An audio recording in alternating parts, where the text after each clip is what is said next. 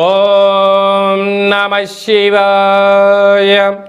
29వ తారీఖున 6వ నెల 2026వ సంవత్సరం 8 సంవత్సరాల తర్వాత నిజ జ్యేష్ఠమాసము పూర్ణిమ సోమవారం మూలా నక్షత్ర సందర్భంగా సింహరాశి వారికి ఒకవైపు అష్టమ శని సంచార స్థితి జరుగుతూ ఉండగా వచ్చినటువంటి ఈ పూర్ణిమ సందర్భంగా శక్త్యానుసారంగా మహాదేవుడికి రుద్రాభిషేకం, వెంకటేశ్వర స్వామి వారికి తులసిమాలతో అర్చన చేయించడం వలన శని యొక్క తీక్షణ ప్రభావం తగ్గి సకల రుణ సమస్యలు, రోగ సమస్యలు, శత్రు సమస్యలు తగ్గి పోలీస్ స్టేషన్లు, కోర్టు సమస్య లాంటి ఈతి బాధలు తొలగిపోతాయి.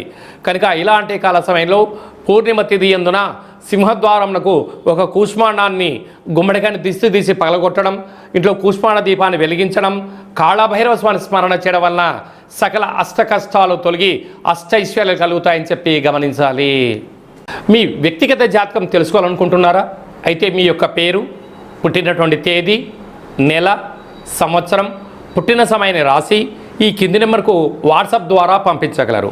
100 సంవత్సరాల జాతకాన్ని రాసి పంపించి మీరు పుట్టినప్పుడు గ్రహ గమనాలు ఎలా ఉన్నాయి, ప్రస్తుత కాలమానంలో ఎలా ఉంటున్నాయి, భవిష్యత్తులో ఎలా ఉండబోతున్నాయో సవివరంగా సంపూర్ణంగా తెలియజేయడం జరుగుతుంది.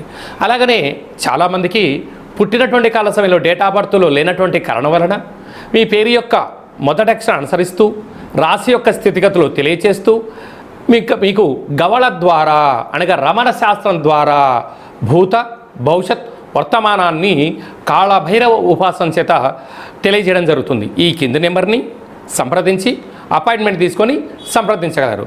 జయోస్తు దీర్ఘాయుష్మాన్ భవ.